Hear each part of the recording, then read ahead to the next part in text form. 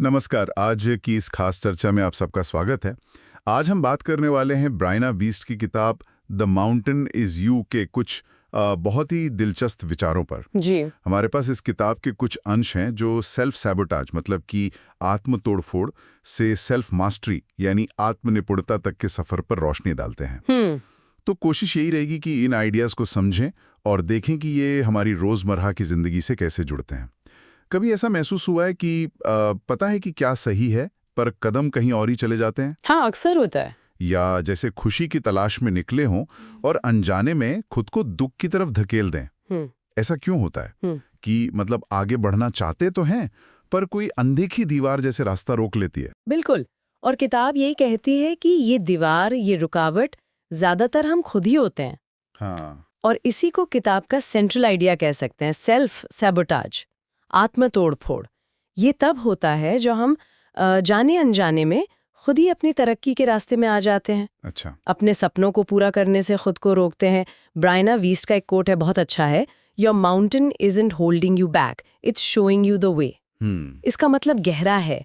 मतलब जिसे हम अपनी रुकावट, अपना पहाड़ समझ रहे हैं, वो रोक नहीं रहा, वो तो रास्ता दिखा रहा है। रास्ता दिखा रहा है। कैसे? वो बता रहा है कि देखो, यहाँ तुम्हें काम करना है, यहाँ बदलने की जरूरत है। हर दर्द, हर डर वो एक सिग्नल है कि भाई अब खुद को देखो, बदलो। और ये अनुभव तो बहुत ही आम है ना? कई बार तो हम नोटिस भी नहीं करते। बिल्कुल। जैसे कोई जरूरी काम है, डेडलाइन पास है और अचानक टालम टोल शुरू, प्रोक्रेस्टिनेशन। हाँ। या कोई रिश्ता अच्छा चल रहा है और बेवजह के शक आने लगते हैं मन में, या फिर लगता है कि शायद मैं इसके लायक नहीं हूं। जी, ये एहसास। ये सब अपनी ही राह में पत्थर रखने जैसा है, खुद ही मुश्किल बना देना। हाँ, और ये इतने गहरे पैटर्न बन जाते हैं कि लगता है कि बस किस्मत ही ऐसी है। हाँ, पर एक्सपर्ट्स या स्रोत इसे मतलब किसी की कमी नहीं मानते हैं ना? नहीं, बिल्कुल नहीं। इसे एक ह्यूमन टेंडेंसी की तरह देखा जाता है। इसके पीछे साइकोलॉजिकल कारण होते हैं। शायद हमारा दिमाग हमें किसी कथित खतरे से बचाने की कोशिश कर रहा हो, भले ही वो खतरा असल में ग्रोथ का मौका हो। अच्छा। तो आज हम यही समझने की कोशिश करेंगे कि ये सेल्फ सैबोटाज होता क्यों है, क्या भावनाएं हैं इसके पीछे, क्या डर हैं, और सबसे जरूरी, इससे बाहर कैसे निकलें, सेल्फ मास्टरी की तरफ कैसे बढ़ें। चलिए कोशिश करते हैं समझने की। सबसे पहला कारण जो किताब में आता है वो थोड़ा चौंकाने वाला है, बदलाव का डर। हाँ, फियर ऑफ चेंज। पर ऐसा क्यों? हम उस चीज से क्यों डरेंगे जो शायद हमारे लिए बेहतर हो? ये लगता तो उल्टा है, पर इसके पीछे हमारे दिमाग का काम करने का तरीका है। देखिए, हमारा मन जो है ना, उसे स्थिरता पसंद है, जानी पहचानी चीजें, कंफर्ट जोन जिसे कहते हैं। Comfort zone. हाँ, वो जगह जहाँ सब पता होता है कि क्या होगा, भले ही वो जगह थोड़ी दुखदाई ही क्यों ना हो। अच्छा। तो जब हम इस दायरे से बाहर निकलकर कुछ नया, कुछ बेहतर करने की सोचते हैं, तो हमारा पुराना सिस्टम इसे एक खतरे की तरह देखता है। ओके। वो अलार्म बजाता है, रुको, ये सेफ नहीं है। डर, चिंता, टालम टोल, ये सब उसी अलार्म का हिस्सा है, हमें वापस खींचने की कोशिश। लेकिन यहाँ एक पेंच है। स्रोत ये भी कहते हैं कि जिसे हम सेफ मानकर चिपके रहते हैं ना, जी। असली खतरा शायद वहीं ज्यादा है। बदलाव में अनिश्चितता हो सकती है, पर उसी पुरानी अनकंफर्टेबल सिचुएशन में फंसे रहना, वो धीरे धीरे हमारी ग्रोथ रोक देता है। सही बात है। हमारी खुशी कम कर सकता है। तो जिसे दिमाग सुरक्षा समझ रहा है, वो असल में एक पिंजरा बन जाता है। बिल्कुल। कंफर्ट जोन कई बार कैद जैसा होता है, आरामदायक बिल्कुल नहीं। हाँ, बदलाव का डर हमें वहीं फंसाए रखता है जहां हम रहना नहीं चाहते। और ये डर जुड़ा है हमारी भावनाओं से, उन भावनाओं से जिनसे हम भागते हैं।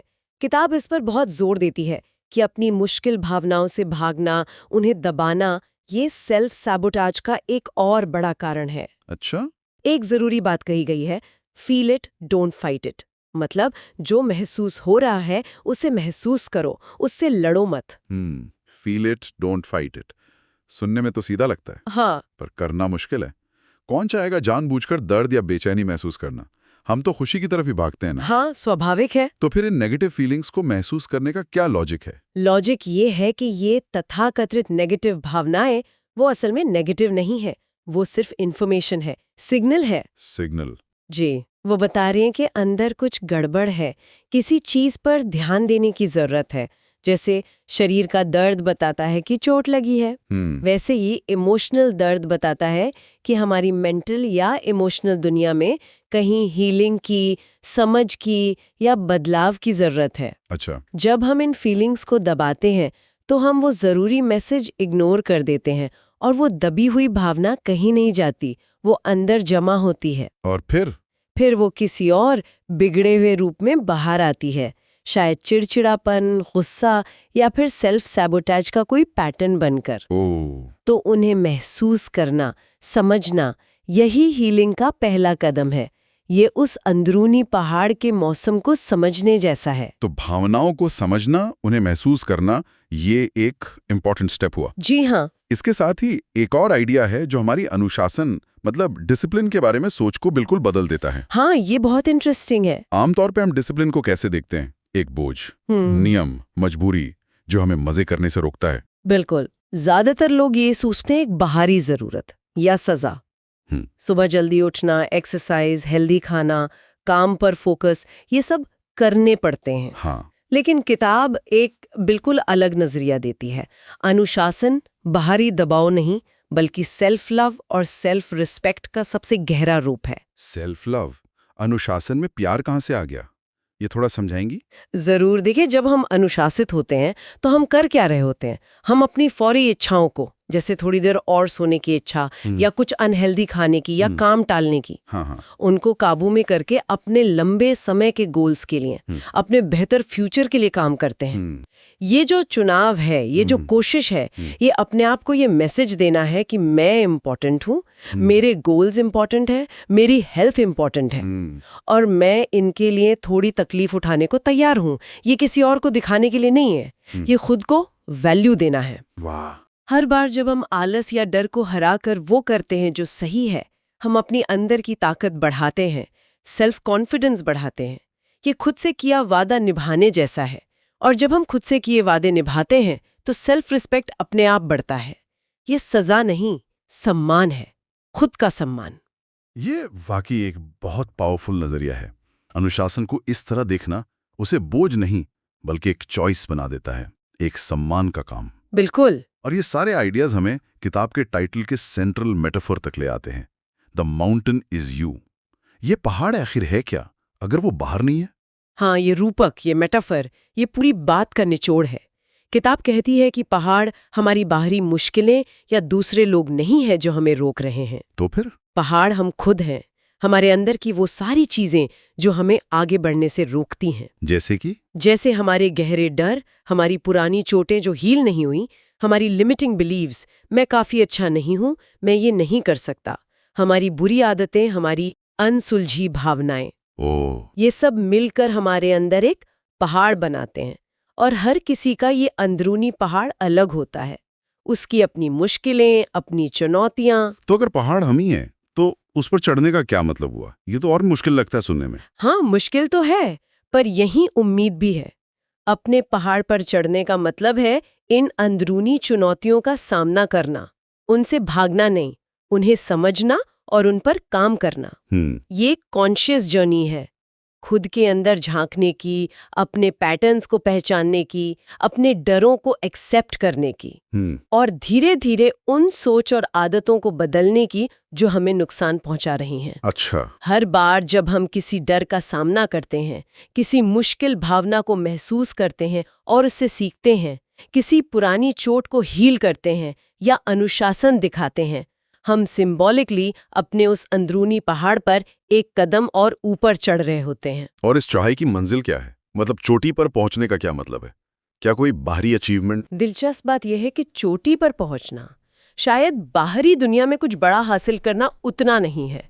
तो फिर क्या है? जितना खुद पर महारत हासिल करना है, सेल्फ मास्टरी। उस स्थिति तक पहुंचना जहां हम अपने विचारों, भावनाओं, व्यवहारों के गुलाम नहीं बल्कि उनके सचेत कॉन्शियस डायरेक्टर बन जाते हैं। जहां बाहरी हालात हमें उतना कंट्रोल नहीं करते जितना हमारी अंदरूनी स्थिरता और समझ करती है। ये अपने सबसे ऑथेंटिक, सबसे पावरफुल रूप में जीना है। और ये एहसास कि पहाड़ हम हैं। हाँ, और सबसे जरूरी बात, अगर पहाड़ हम ही है तो उसे लांघने की, उस पर चढ़ने की ताकत भी पूरी तरह हमारे ही अंदर है। ये विचार हमें लाचार नहीं बल्कि एम्पावर करता है। समाधान बाहर नहीं भीतर है। तो अगर इन सब बातों को जोड़ें, एक तस्वीर बनती है कि बदलाव का डर और हमारी अनसुलझी भावनाएं ये हमें सेल्फ सैबोटाज में फंसा सकती हैं। हाँ, हमें अपने ही बनाए पहाड़ के नीचे रोक सकती हैं। लेकिन अपनी भावनाओं को गाइड मानकर दुश्मन नहीं, और अनुशासन को सजा नहीं, सेल्फ लव का सबूत समझकर हम उस डर का सामना करने की हिम्मत जुटा सकते हैं और अपने अंदरूनी पहाड़ पर चढ़ाई शुरू कर सकते हैं। आपने बिल्कुल सही समेटा है। ये एक प्रोसेस है, कोई जादू की छड़ी नहीं, लगातार चलने वाला अभ्यास। इसमें पहले आती है सेल्फ अवेयरनेस, अपने पैटर्न्स को देखना, ट्रिगर्स को समझना कि कब और क्यों हम खुद को सैबोटाज करते हैं, ये पहचानना। फिर आता है सेल्फ एक्सेप्टेंस, अपनी कमजोरियों, अपने डरों को स्वीकार करना बिना खुद को कोसे, बिना जजमेंट के। बिल्कुल। और फिर आता है कॉन्शियस चॉइस, जानबूझकर छोटे छोटे ही सही वो कदम उठाना जो हमें डर की तरफ नहीं बल्कि हमारे वैल्यूज और गोल्स की तरफ ले जाएं। यही है वो यात्रा सेल्फ सैबोटाज से सेल्फ मास्टरी की तरफ। जैसा कि स्रोत हमें समझाते हैं, ये खुद के साथ एक गहरा, ईमानदार और दयालु रिश्ता बनाने जैसा है। सबसे अहम बात निकल कर आती है वो शायद यही है कि जिंदगी की असली लड़ाइयां, सबसे ऊंचे पहाड़ वो बाहर नहीं, वो हमारे अपने अंदर है। बिल्कुल। हमारी सोच, हमारे डर, हमारी खुद पर लगाई सीमाएं, वही असली चुनौतियां हैं। और हर वो पल जब हम अपनी किसी अंदरूनी कमजोरी से जूझते हैं, डर के बावजूद सही कदम उठाते हैं, हाँ, हम असल में अपने अंदर की किसी ऊंचाई को छूने की कोशिश कर रहे होते हैं। निश्चित रूप से। और ब्रायना वीस्ट का एक और विचार है जो इस बात को और पक्का करता है, हमारी अपनी जिम्मेदारी और ताकत का एहसास कराता है। वो कहती हैं, you are not stuck because you can't change, you are stuck because you keep telling yourself you can't. ये बहुत गहरा है। हाँ, मतलब हम इसलिए नहीं फंसे रहते कि हम बदल नहीं सकते, बदलने की ताकत तो सब में है। हम इसलिए फंसे रहते क्योंकि हम खुद को लगातार यही कहानी सुनाते रहते हैं, मैं नहीं बदल सकता, ये मेरे बस का नहीं, मेरी किस्मत ही ऐसी है। अच्छा। हमारी सीमाएं अक्सर हमारी बनाई हुई कहानियां होती हैं, हमारी असलियत नहीं। ये सोचने वाली बात है। और ये पूरी चर्चा हमें एक जरूरी सवाल पर लाकर खड़ा करती है कि अगली बार जब कोई खुद को किसी जरूरी काम को टालता हुआ पाए, या किसी अच्छे मौके से पीछे हटता दिखे, या किसी रिश्ते में खुद ही दूरी बना रहा हो, तो शायद एक पल रुककर खुद से पूछना फायदेमंद हो, अभी मेरे अंदर कौन सा डर बोल रहा है, ये कौन सी पुरानी कहानी है जो मैं खुद को सुना रहा हूँ, जो मुझे रोक रही है। जी। उस डर से भागने के बजाय अगर उसे सिर्फ सुनने और समझने की कोशिश करें तो क्या हो सकता है? हाँ, क्या पता वही समझ उस अंदरूनी पहाड़ पर चढ़ने का पहला सबसे जरूरी कदम बन जाए। आज ब्रायना वीस्ट की किताब द माउंटेन इज यू पर इस विचार मंथन में शामिल होने के लिए धन्यवाद। धन्यवाद। उम्मीद है ये बातचीत आत्मसमझ की यात्रा में कुछ मदद करेगी।